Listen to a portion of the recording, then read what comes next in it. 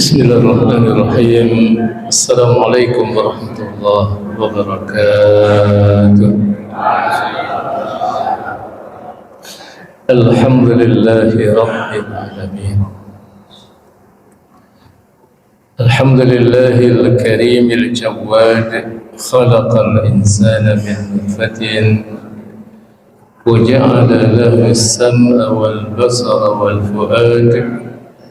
أشهد أن لا إله إلا الله وحده لا شريك له، وأشهد أن محمدا عبده ورسوله لا نبي بعده، الذي أدى الأمانة وبلغ الرسالة ونصح الأمة وجاهد في سبيل الله حق جهاده. اللهم صل وسلم وبارك على هذا النبي الكريم، نبينا محمد المصطفى صلى الله عليه وسلم، وعلى آله وأصحابه أجمعين. وبعد، يقول الله جل وعلا في محكم كتابه وهو أصدق القائلين: أعوذ بالله من الشيطان الرجيم. يا أيها الذين آمنوا اتقوا الله حق تقاته ولا تموتن إلا وأنتم مسلمون. Masyaallah hadirin wal hadirat, Bapak Ibu sekalian yang saya hormati dan Allah Ta'ala muliakan, setelah kita bertahmid dan juga bersalawat kepada baginda Rasulullah sallallahu alaihi wasallam, keluarga, para sahabat dan seluruh pengikutnya ila yaumil qiyamah. Selanjutnya, malam hari ini serial kajian fikih keluarga mengambil tema sinergi ayah dan ibu, dua sayap pendidikan anak. Sebagai pengantar, ada dua hal yang ingin saya sampaikan. Yang pertama, seperti burung yang terbang, anak membutuhkan dua sayap yang kuat, yaitu berupa kasih sayang ibu dan ketegasan ayah. Jadi harus ada sinergi antara ayah dan ibu dalam mendidik anak-anak kita. Tapi semua harus dimulai dari kesolehan seorang ayah dan juga ibu yang salehah. Dan hadiah yang terbaik untuk anak-anak kita adalah ketika kita menjadi seorang ayah yang taat dan ibu-ibu menjadi ibu yang salehah dan menjadi ibu yang muti'ah, yang taat kepada Allah Ta'ala. Itu biasanya perjalanan kita dalam mendidik anak-anak kita. Kalau kita punya modal kesolehan diri, begitu juga istri kita, itu relatif agak enteng. Karena apa? Agak berat kita mensolehkan orang lain kalau diri kita belum soleh. Maka ada satu kaidah dakwah: aslih nafsaka wad'u ghairaka. Perbaiki diri kamu, lalu ajaklah orang lain. Begitu juga dalam konteks kita mendidik anak-anak kita. Perbaiki diri kita sebagai seorang ayah, sebagai seorang bunda. Nah, setelah itu aja. Pesannya apa? Keluarga yang beriman ibarat tim pendidikan. Ayah dan ibu bersinergi menumbuhkan iman, akhlak dan tanggung jawab anak. Pendidikan itu yang ditumbuhkan tidak hanya fisiknya, tapi juga spiritualitasnya, tapi juga keimanannya, tapi juga akhlaknya, baik akhlak yang berdimensi vertikal maupun yang berdimensi horizontal. Agak ini Pak ya, agak kedap-kedip ya. Bismillah, coba kita ulang. Nah, jemaah sekalian rahimakumullah wa a'azzakumullah, terkait dengan pondasi pendidikan dalam keluarga Islam, ayatnya sudah berulang-ulang kita sampaikan. firman Allah Ta'ala di surat 66 ayat ke-6 surat At-Tahrim. Allah berfirman, a'udzu billahi minasyaitonir rajim, ya ayyuhalladzina amanu qu anfusakum wa ahlikum nar. Hei orang-orang yang beriman, peliharalah dirimu dan keluargamu dari neraka Allah Ta'ala. Karena ayatnya sudah sering disampaikan, saya tidak mengulas kembali ayat ini. Dan pondasi yang kedua, hadis Rasulullah SAW yang diriwayatkan Imam Tirmidzi, tidak ada pemberian orang tua kepada anak yang lebih utama daripada pendidikan yang baik. At-tarbiyah al-hasanah, yaitu pendidikan yang baik. Nah, kita sebagai orang tua adalah sebagai seorang murabbi, sebagai seorang pendidik, tidak hanya sebagai orang tua yang hanya bertanggung jawab hal yang bersifat material. Ini mohon maaf terutama para ayah. Banyak para ayah yang mereka merasa cukup setelah ia memberikan nafkah material, nafkah zahir kepada anak-anaknya.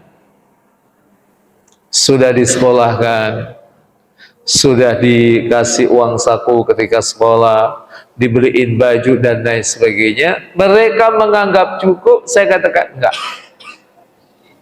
Orang tua dalam konteks ini adalah ayah, ia harus hadir dalam pendidikan anak. Sehingga saya sering sampaikan di banyak tempat, saya agak protes terkait dengan ungkapan yang mengatakan al-ummul madrasatul ula. Titik. Nah, itu saya agak kurang setuju, Pak. Ibu itu adalah sekolah yang Ibu itu adalah sekolah yang pertama, itu na'am. Karena ibu punya intensitas dalam berinteraksi dengan anak-anaknya dalam durasi waktu yang lebih banyak dibandingkan para ayah yang mereka harus punya tanggung jawab finansial, harus punya tanggung jawab materi terhadap keluarganya. Akan tetapi kalau dikatakan sekolah, yang namanya sekolah itu perlu ada kepala sekolahnya atau tidak, Pak? Aduh.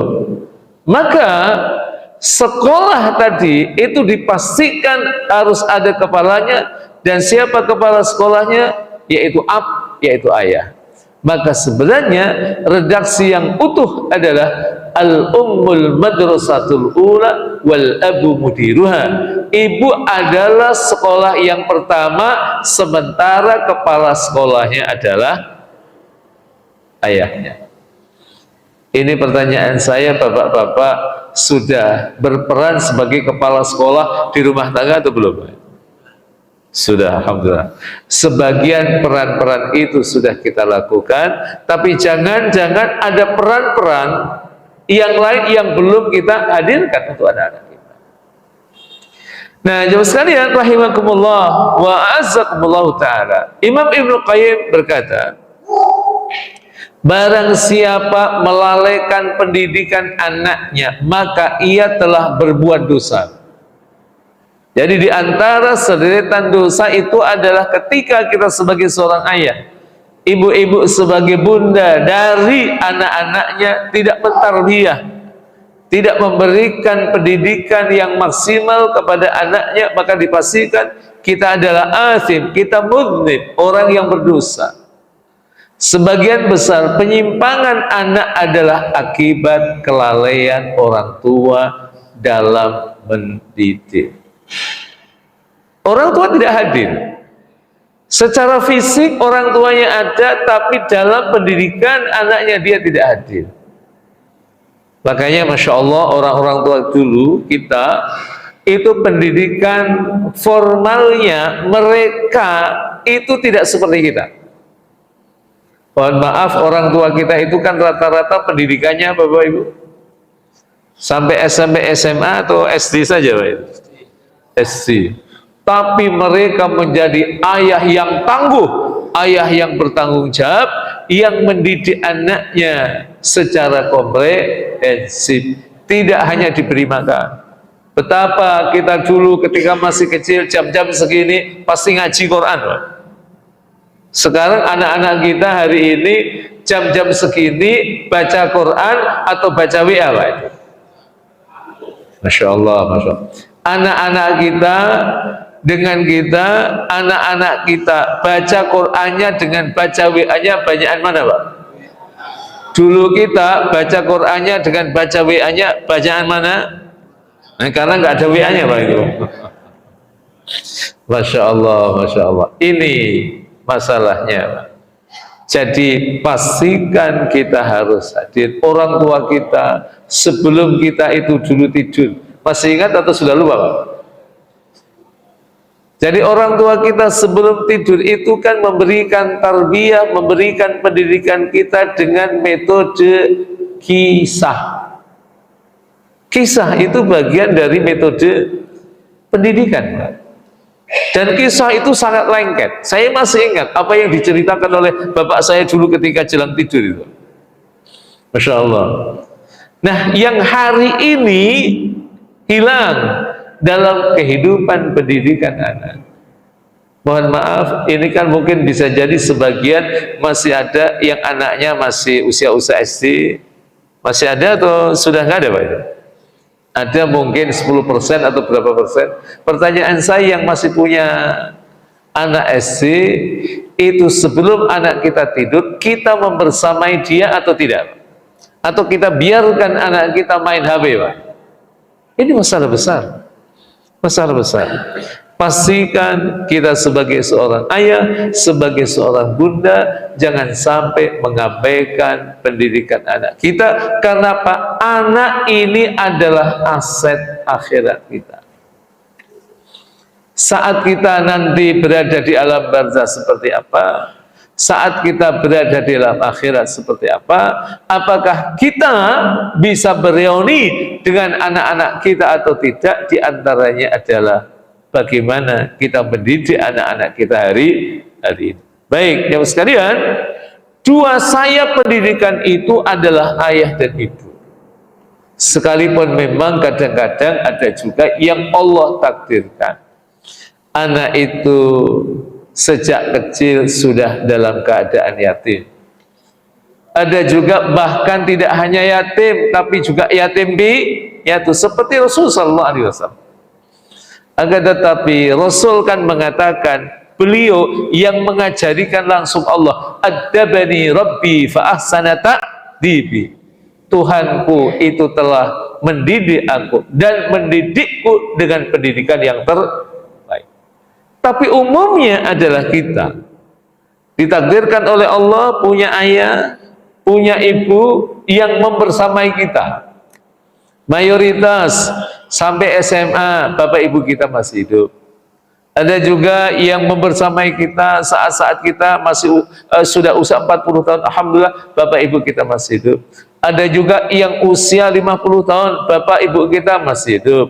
Ada juga yang usia 60 tahun bapak ibu kita masih hidup, sekalipun usianya bisa jadi sudah 85 atau 80 tahun. Tapi takdirnya satu dengan yang lain itu beda-beda. Akan tetapi pendidikan dini, pendidikan anak itu yang akan menjadi hal yang menentukan anak-anak kita ketika remaja, ketika besar itu seperti apa. Maka pastikan Masjid Al-Muhajirin ini harus menjadi yang terdepan dalam pendidikan anak. Pastikan masjid ini harus punya konsen yang lebih dalam pendidikan anak. Karena apa?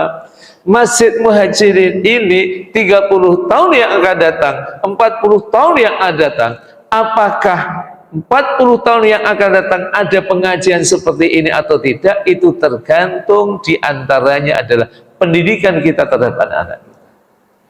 Dan rata-rata masjid itu mereka mengalami pelambatan dalam kaderisasi. Sebelum pandemi itu kan rata-rata masjid ramai atau sepi? Aduh, ramai atau sepi? Ramai kan? Tapi setelah pandemi melakukan recovery, melakukan pemulihan itu kan bukan perkara yang gampang. Dan bahkan masjid-masjid itu sepi ketika saya tanya, loh Bapak ini dulu di sini mana? Sudah meninggal Ustaz. Yang di situ udah meninggal juga. Yang di situ udah meninggal. Tadi sebelum saya ke sini, saya ketemu dengan tetangga saya yang tinggal di Jakarta. Itu belum cerita, orang-orang tua di kita sudah habis. Sudah habis. Bahkan fenomena kekosongan masjid itu karena faktor kematian orang-orang tua itu banyak. Yang ganti nggak ada. Yang ganti nggak ada. Nyari syabun nasya'a fi ibadatillah, yang Allah memberikan motivasi anak-anak muda agar mereka tumbuh dalam beribadah pada hari ini itu nggak gampang. Tantangan kita adalah mindset anak-anak remaja, generasi Z, generasi milenial hari ini. Mereka menginginkan semuanya serba instan. Mereka percaya tentang surga itu percaya. Mereka percaya tentang akhirat itu percaya. Cuma dalam mindset mereka, surga itu masih lama, masih nanti, Pak. Halo. Yang mereka inginkan adalah sesuatu yang instan. Yang dalam pandangan mereka sesuatu yang bisa membahagiakan mereka. Akhirnya mereka kumpul kongko-kongko di warung kopi, di kafe-kafe. Itu berjam-jam sampai jam 12 malam, sampai jam 1, kadang sampai jam 4. Ketika saya berangkat ngajar subuh, itu saya menemukan anak-anak yang masih kongko-kongko itu, Pak. Tapi yang mereka kongko-kongko di masjid, dan hari ini silahkan Bapak Ibu cek ikatan remaja masjid yang dulu rame, sekarang masih rame atau sepi, Pak? Kalau di Jakarta dulu kan ada 2 tempat yang sangat masyhur, itu kaderisasi anak-anak remaja dan anak-anak muda. Satu itu adalah remaja Sunda Kelapa. Singkatannya apa, Pak? Rizka, Remaja Islam Sunda Kelapa. Saya ikut ngajar cukup lama juga di Rizka itu. Ngajar anak-anak remaja, mereka SMA dan mereka yang kuliah itu cukup lama juga. Yang kedua di Al-Azhar yang di Kemayoran. Saya juga ikut ngajar juga di sana. Tapi hari ini kita mendapati anak-anak yang punya ghirah, punya semangat keagamaan seperti 20 tahun yang lalu, 25 tahun yang lalu masih kita dapatkan atau mulai luntur. Faktor diantaranya adalah terkait dengan peradaban. Kita memang tidak bisa menghindari buah dari peradaban kemajuan sebuah bangsa, dan termasuk diantaranya adalah kemajuan teknologi. Hari ini hidup sangat berbeda dengan 20 tahun yang lalu dengan 30 tahun yang lalu. Dulu pengajian nggak ada 30 tahun yang lalu, 20 tahun yang lalu ada yang nanya laptop itu sudah ada atau belum, Pak? Halo? Ada yang namanya LCD atau enggak, Pak? Saya masih ingat tahun 2001 itu saya 2002 lah. Saya ambil S2 itu tahun 2002. Itu dosen saya kalau ngajar nggak ada yang namanya pakai laptop, nggak ada. Halo? Pakai apa, Bapak-bapak? Kalau tahun 2002 itu? Hah? Pakai OHP itu. Jadi itu nulis di plastik gitu kan, Masya Allah, yang diwarna-warni lalu aku ditempelkan itu, Masya Allah. Tapi hari ini sudah nggak ada. Saya juga nggak tahu 10 tahun yang akan datang, 20 tahun yang akan datang, 30 tahun yang akan datang, kehidupan manusia itu seperti apa. Kan dulu kita tidak mengenal namanya pembelajaran online. Kenal atau nggak kenal, Pak? Kita nggak kenal namanya pengajian online. Hari ini, Masya Allah, pengajian online luar biasa. Saya pernah diminta untuk mengisi di pengajian di Pondok Indah. Itu ada masjid Pondok Indah itu itu ada kelompok kajian namanya Pejuang Subuh. Itu pengajiannya online. Itu yang hadir itu lebih dari 200 orang. Itu betapa luar biasanya pengaruh teknologi hari ini, sangat luar biasa dahsyat.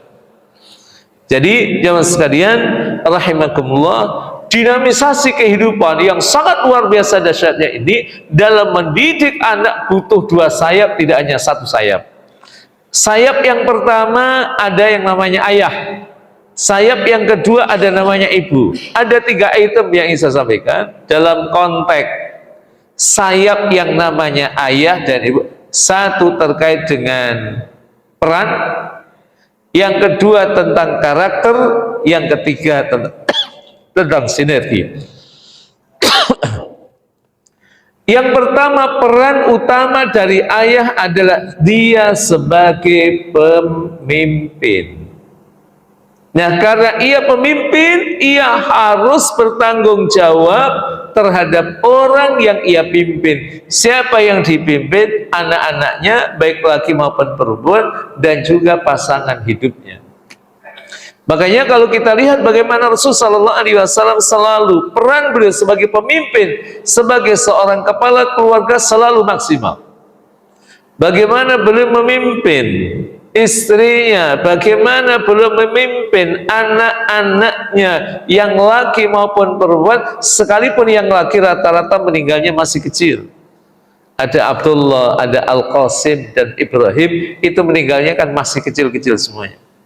Tapi beliau hadir menjadi pemimpin, hadir menjadi pelindung, dan ia hadir sebagai pembimbing visi. Dan visi hidup seorang muslim itu given, Pak. Itu pemberian dari Allah. Jadi kita sebagai seorang mukmin nggak usah nyari-nyari hidup selain apa yang visinya sudah ditentukan oleh Allah. Surat 51 ayat 56, Bapak Ibu semuanya sudah hafal semuanya. Wa ma khalaqtul jinna wal insa illa liya'budun. Tidaklah kami menciptakan jin dan manusia melainkan agar mereka beribadah kepada-Ku. Liya'budun. Ini given. Ini adalah pemberian langsung dari Allah Subhanahu wa taala. Visi hidup kita adalah untuk beribadah kepada Allah, maka pastikan setiap satuan-satuan waktu yang kita lalui, maka pastikan ia bernilai ibadah di sisi Allah Rabbul Alamin. Sementara ibu itu peran utamanya satu sebagai pengasuh, yang kedua penyemai kasih, dan yang terakhir adalah ia adalah penyemai nilai moral. Jadi pastikan anak-anak kita harus mendapatkan suplai kasih sayang dan suplai moral dari isi kita yang merupakan ibu dari anak-anak kita secara maksimal. Anak yang tumbuh di bawah kasih sayang seorang ibu dan mendapatkan suplai moral yang maksimal pasti berbeda dengan anak-anak yang mereka tidak mendapatkan kasih sayang. Bapak Ibu coba sesekali melakukan penelitian terkait dengan anak-anak yang mereka ditakdirkan oleh Allah dalam perkembangan mereka tidak didampingi oleh orang tuanya dan tidak didampingi oleh ayah dan bundanya, karena bisa jadi mereka berpisah. Dan hari-hari ini tema tentang perceraian itu dahsyat sekali, Pak. Aduh, dahsyat atau dahsyat sekali, Pak. Ini cerai. Siapa yang cerai, Pak? Yang baru-baru saja, Pak. Masya Allah ini pura-pura nggak tahu ya. Banyak sekali yang cerai, Pak. Nah, saya tadi sebenarnya ketika mau ke sini itu mau bahas antara dua saya pendidikan atau terkait dengan perceraian. Tapi karena dua tema sebelumnya kan peran strategis ayah sudah, peran strategis ibu kan. Nah, sekarang kita sintesakan, kita sinergikan dulu. Nah, baru setelah itu nanti bulan yang akan datang bicara tentang perceraian. Kenapa terjadi perceraian? Tadi sudah mau bahas tentang perceraian, Pak. Tapi ya sudah, ini dulu lah. Baik, yang kedua tentang karakter. Tapi ini juga yang biasanya malah terbalik, Pak. Banyak orang-orang tua dalam konteks ini sebagai ayah malah justru dia tidak tegas terhadap anak-anaknya. Halo, banyak atau dia Pak? Istri kita, anak dari ibu dari anak-anak kita sudah tegas, sudah mengkompromikan sama anak-anak kita. Kalau buka HP boleh jam sekian sampai jam sekian. Kita pulang, anak kita ngerayu kita sebagai seorang ayah, ya boleh nggak buka HP? Insya Allah boleh atau insya Allah nggak boleh, Pak? Halo, ini sering kali kita tidak tegas, Pak. Justru banyak para ayah yang tidak tegas. Karena apa? Terlalu sayang kepada anaknya. Tapi ia menghadirkan kasih sayangnya salah. Menghadirkan kasih sayang, anak-anak diberi ruang untuk melihat media yang namanya YouTube terlalu longgar. Terlalu longgar. Saya bukan orang yang anti peradaban, Pak. Tapi boleh, tapi harus disepakati dengan anak-anak kita. Jangan kemudian anak kita bisa jadi 12 jam itu nonton YouTube, Pak. Itu kira-kira bahaya atau tidak, Pak? Bahaya secara fisik, bahaya secara intelektual, bahaya juga secara moral. Karena kita kan tidak bisa mendampingi anak-anak kita. Apalagi mereka anak SC belum bisa memfilter 100%, apa yang kemudian mereka lihat itu duplikasi, wah itu bahaya sekali.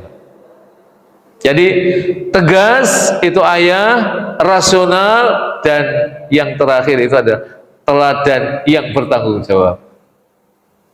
Jadi pastikan kita harus bisa menjadi teladan dan kita bertanggung jawab terkait dengan masalah pendidikan. Nah, ibu lembut. Halo.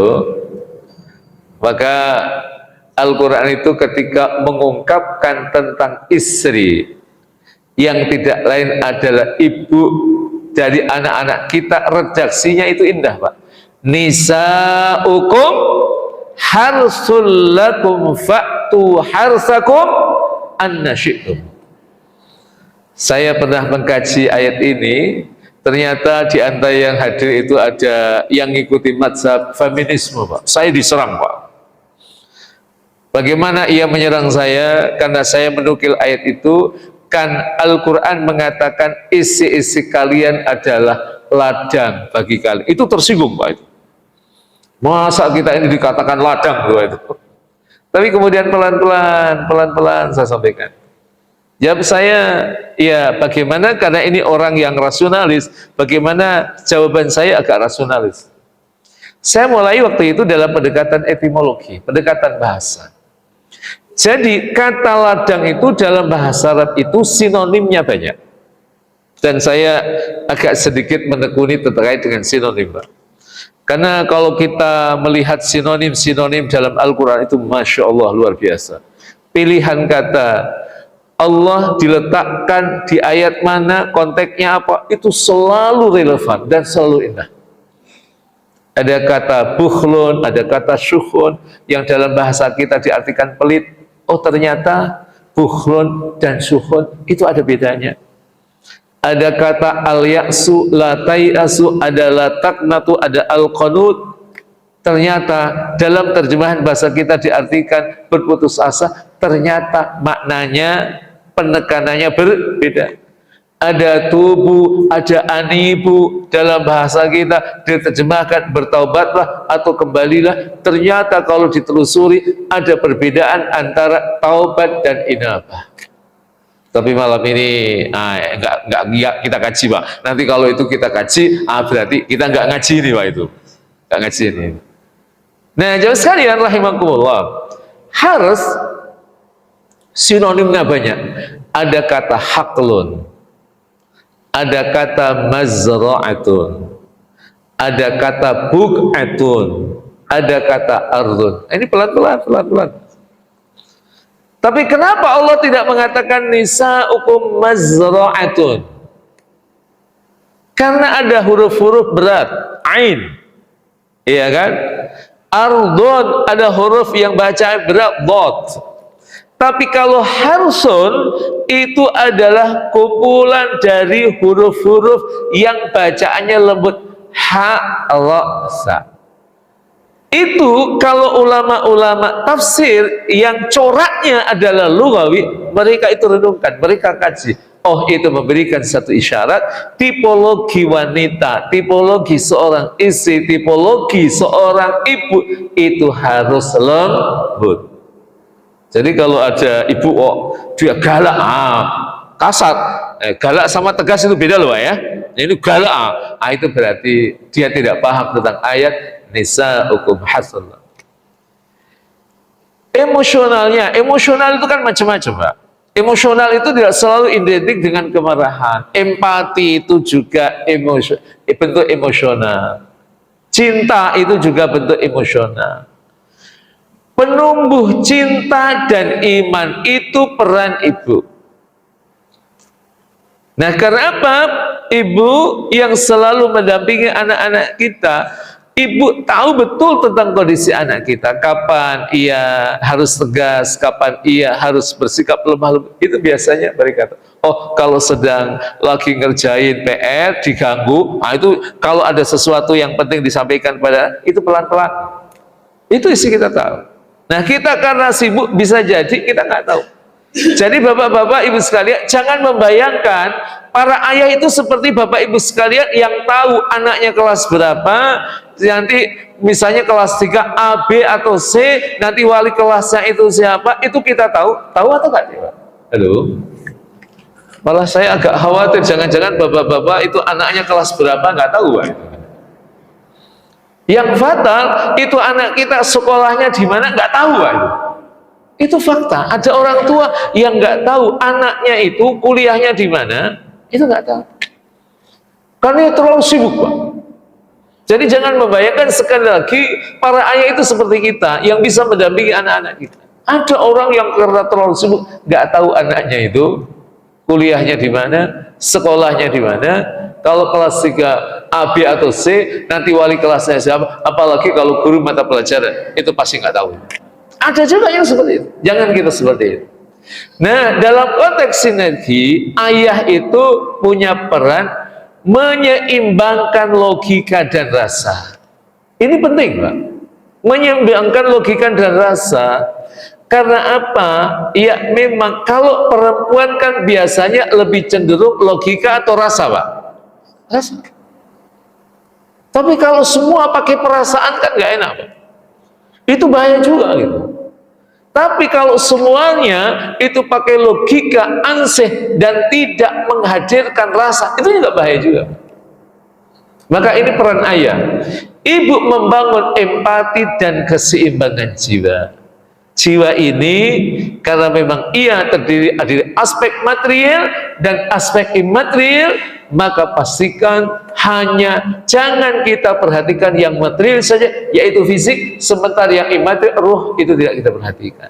Dua-duanya oleh istri kita, anak-anak kita harus dilihat. Jangan gantengnya saja, jangan cantiknya saja yang diperhatikan, tapi sisi akhlaknya tidak diperhatikan. Nah, ada seorang pakar pendidikan namanya Dr. Abdullah Nasir Ulwan. Ini karena saya termasuk penggemar beliau, saya punya anak itu sampai saya kasih nama itu Nasih, Pak. Iya, itu anak saya yang keempat itu saya kasih Nasih, karena waktu itu saya sangat suka sekali dengan karya ilmiah beliau. Beliau punya buku yang sangat masyhur 2 jilid, itu di rumah saya masih saya simpan. Itu namanya Tarbiyatul Aulad fil Islam, pendidikan anak dalam perspektif Islam. Itu dia adalah seorang ahli dalam bidang pendidikan. Itu beliau menulis begini: pendidikan anak tidak akan sempurna kecuali dengan keterlibatan penuh dari ayah, dan tidak akan sempurna. Tapi menggapai kesempurnaan itu kira-kira enteng atau berat, Pak? Berat. Wong hadir aja belum tentu semuanya, apalagi tidak hadir gitu. Masing-masing memiliki peran fitri yang saling melengkapi satu dengan yang lain.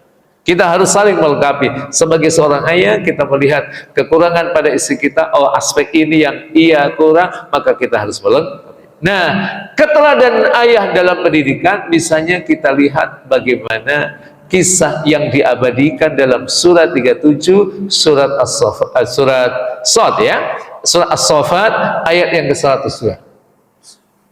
As-Saffat. Allah Ta'ala berfirman, A'udzu billahi minasyaitonir rajim. Falamma balagha ma'ahu as-sa'ya qala ya bunayya inni ara fil manami anni atbahuka fanzur madza tara qala ya abati fa'al ma tu'mar satajiduni insyaallah minas sabirin.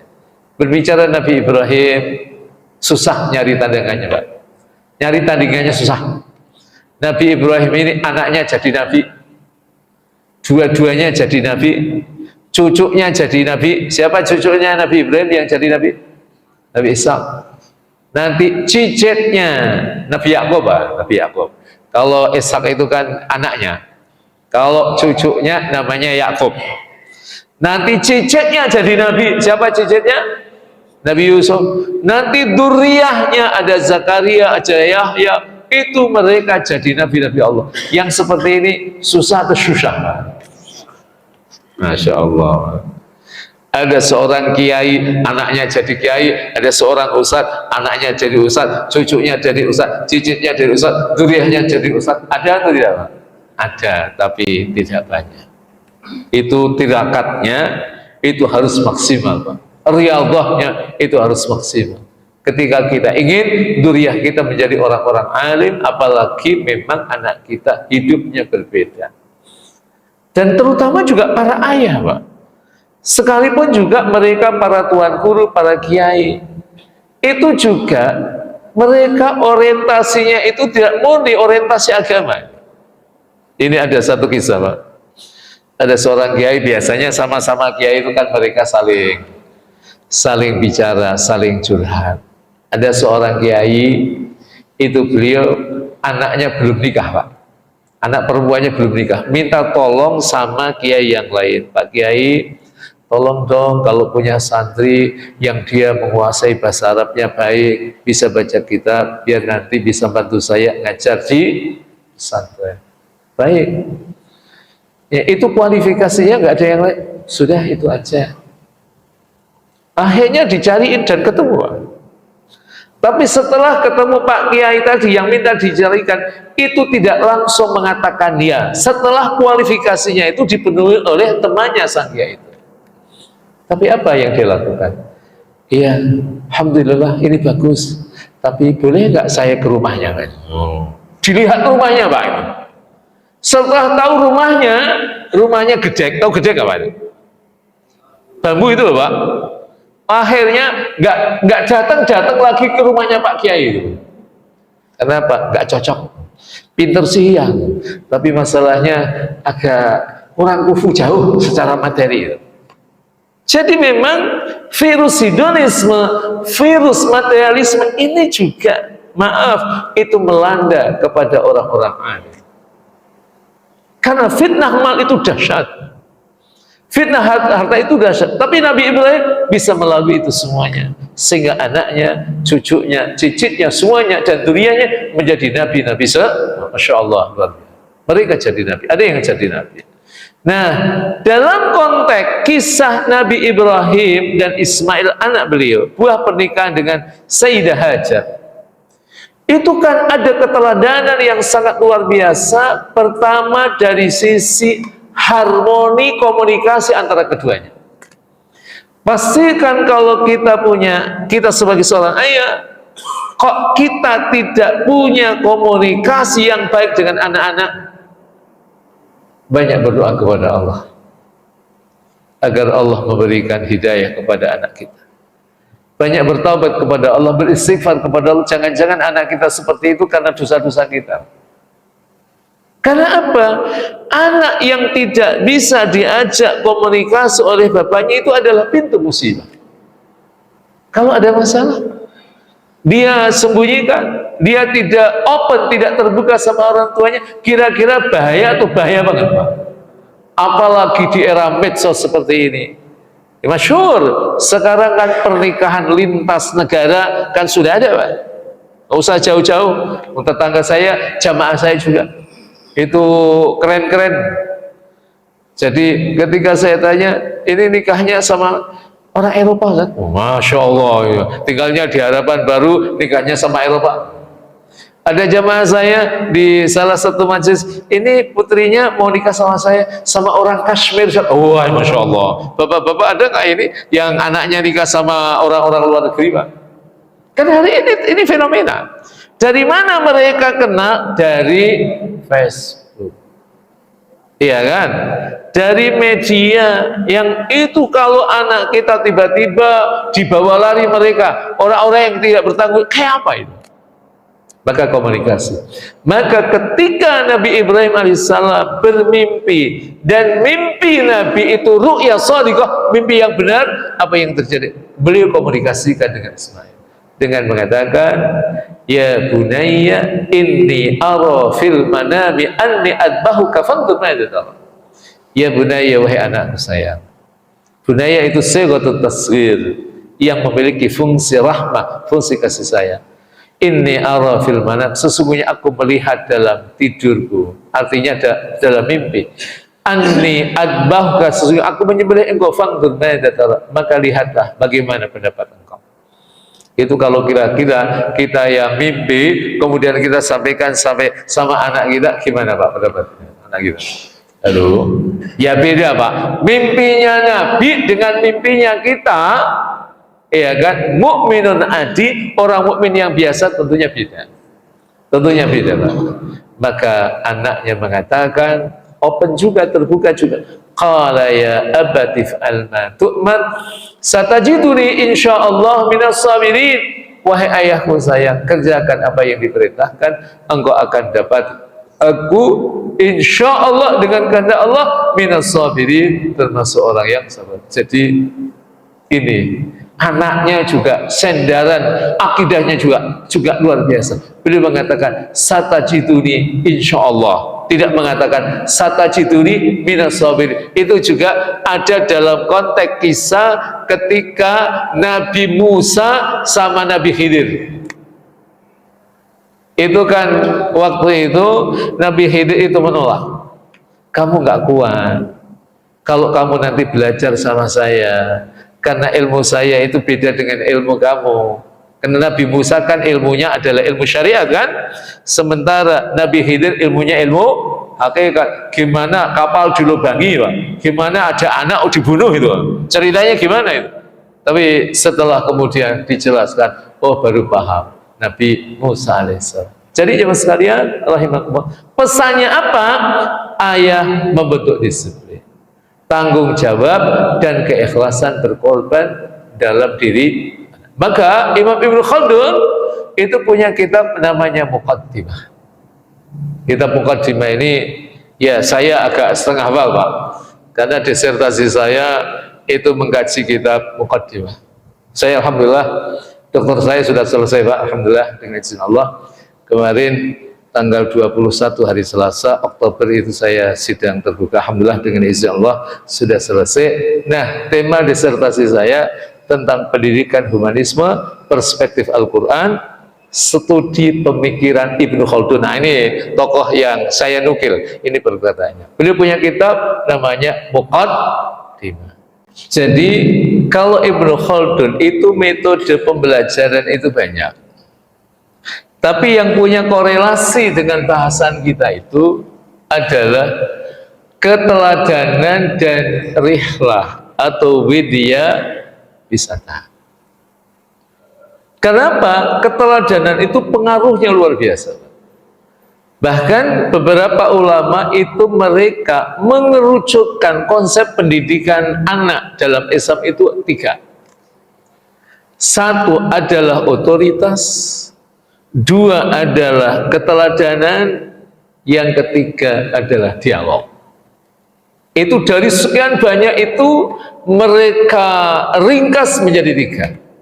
Dari satu di antara yang 3 itu adalah keteladanan. Karena keteladanan itu punya pengaruh yang sangat luar biasa. Bapak-bapak, ibu-ibu sekalian, habis maghrib kalau nggak ada pengajian seperti ini, nggak usah teriak-teriak sama anak. Nak, ngajinya baca Quran, nak, habis maghrib, nggak usah. Tapi kita istiqomah habis maghrib kalau nggak ada pengajian di ruang tamu, kita baca Al-Quran. Nanti anak kita lihat bapaknya baca Quran, itu nanti pelan-pelan anak kita akan menduplikasi apa yang kita lakukan.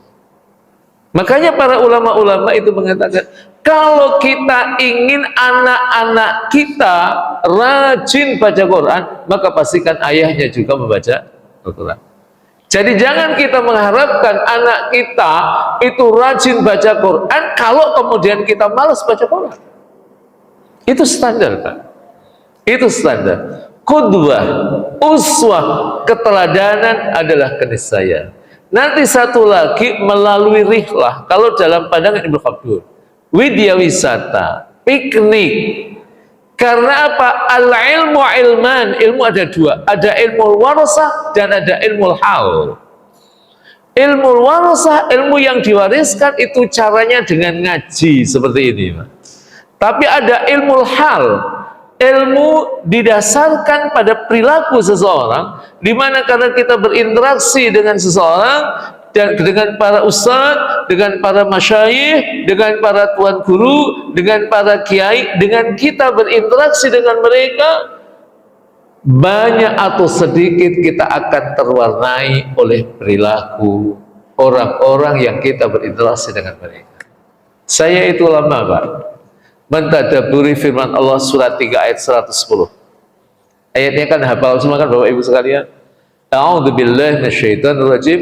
Kuntum khaira ummatin ukhrijat linnas ta'muruna bil ma'ruf wa tanhauna 'anil munkari wa tu'minuna billah. Nah, sampai itu kalau nanti kepanjangan walau amanah. Nah, itu. Nah, jemaah sekalian rahimakumullah wa azakumullah. Nah, para ulama, terutama di kalangan sahabat, mereka terbelah jadi dua terkait dengan siapa yang dimaksud dengan khairul ummah. Abdullah ibnu Abbas radhiyallahu anhu mengatakan yang dimaksud dengan umat yang terbaik itu adalah para sahabat. Tapi sahabat Umar ibn Khattab mengatakan enggak hanya sahabat, lintas generasi umat Rasul sallallahu alaihi wasallam, asal mereka punya 3 komitmen: komitmen amar ma'ruf, komitmen nahi mungkar, dan komitmen akidah, mereka bisa menjadi khairul ummah. Akan tetapi saya secara pribadi lebih cenderung khairul ummah itu adalah para sahabat, karena memang perilaku sahabat ini susah ditiru, Pak. Jadi mereka adalah generasi yang terbaik, sampai Rasulullah SAW mengatakan khairul quruni qarni, generasi yang terbaik adalah generasi. Tapi yang menjadi pertanyaan adalah, kenapa mereka menjadi sosok yang khairul ummah, menjadi khairul ummah? Itu kenapa mereka bisa seperti itu? Satu diantaranya adalah karena mereka berinteraksi dengan Rasulullah SAW langsung, sehingga mereka bisa belajar melalui apa yang disebut dengan ilmu hal, ilmu perilaku yang dicontohkan oleh Rasulullah SAW, kemudian para sahabat-sahabat mereka menirunya. Sekalipun tentunya tidak tunggal. Nanti saya sering mengatakan transformasi yang dilakukan oleh Rasulullah SAW mengubah masyarakat yang jahiliyah menuju khair ummah itu melalui 3 pendekatan, yaitu 3 T, yaitu tilawah, tazkiyah, dan ta'lim. Satu apa, Pak? Tilawah. Yatslu alaihim ayat. Kenapa Rasul perlu membacakan mereka? Ya karena memang umat Rasulullah SAW waktu itu kan ummi kan, la yaqra'un wa la yaqra'un, tidak pandai membaca dan tidak pandai menulis, sehingga ketika nanti ada satu momentum di mana Rasulullah SAW memenangi peperangan dalam perang Badar, tawanan orang-orang musyrik itu, mereka disuruh ngajari pada sahabat, suruh ngajari bisa nulis. Di antara sahabat yang memang cepat belajar nulis dan belajar bahasa itu ada sahabat Rasul namanya Zaid bin Sabit. Itu luar biasa. Yang kedua selain tilawah adalah tazkiyah, proses pensucian diri, dan kemudian satu lagi adalah taklim, yaitu proses pengajaran yang dilakukan oleh Rasulullah SAW yang berbasis wahyu kepada para sahabat Rasulullah SAW. Jadi itu namanya ilmu hal, berinteraksi secara langsung, yang kemudian mereka belajar langsung dari Rasulullah SAW. Masih waktunya? Masih. Nah, yang kedua, keteladanan ibu dalam pendidikan itu bagaimana? Nah, contohnya adalah ibunya Nabi Musa. Perhatikan di surat Al-Qasas ayat ke-7. A'udzubillahi minasyaitonirrajim. Wa auhayna ila ummi Musa an ardi'i fa idza khifti 'alaihi fa alqihi fil yam wa la takhafi wa la tahzani inna raduhu ilaiki wa ja'iluhu minal mursalin. Wa auhayna ila ummi Musa, dan kami ilhamkan kepada ibunya Nabi Musa. Jadi auhayna ini artinya bukan mewahyukan, karena apa? Ibunya Nabi Musa bukan Nabi. Maka auhayna itu makna wa alhamna. An ardi'i, susuilah dia Musa itu, fa idza khifti alaihi fa alqi fil yam, dan apabila engkau khawatir terhadapnya maka hanyutkan dia ke sungai. Wala takhafi wala tahzani, kau jangan takut, kau jangan sedih. Inna radu ilaik, sesungguhnya kami akan mengembalikan ia kepada kamu. Waja'iluhu minal mursalin, dan kami akan jadikan ia termasuk para rasul, di antara para rasul. Jadi itu sudah ada jaminan dari Allah. Allah mengilhamkan kepada ibunya Nabi Musa, maka itu mengedukasi kepada kita semua, terutama para ibu, harus ada keimanan, harus ada keteguhan, dan harus ada kasih sayang ibu, dan itu semua merupakan fondasi emosi anak. Yang terakhir, saya ingin menukil apa yang disampaikan Imam Ghazali dalam kitab Ihya-nya. Ibu adalah madrasah pertama, lidahnya adalah guru. Makanya sering saya sampaikan, tolong istri kita, ibu dari anak-anak kita, kalau dia bicara, tolong diatur. Pernah satu saat ada seorang ibu, beliau habis pengajian seperti ini bilang sama saya, Pak Ustadz boleh nggak saya curhat sebentar? Silahkan. Anak saya kok yang satu kok susah diatur. Bahkan tidak yang susah Pak, pakai sen besar loh. Udah, ibu nggak usah cerita apa-apa. Saya hanya ingin tanya satu pertanyaan saya. Ibu pernah nggak bicara jelek terhadap anak ibu? Ya. Udah nggak usah cerita nanti kemana-mana, nggak bagus. Ibu pulang, sholat taubat 2 rakaat, dan curhat sama Allah, cabut semua ungkapan-ungkapan. Nggak lama setelah itu, qadarullah, dengan izin Allah Ta'ala, anaknya menikah, dapat wanita yang relatif salihah, semuanya selesai. Yang dikeluhkan selesai. Kenapa? Itu kasusnya berat.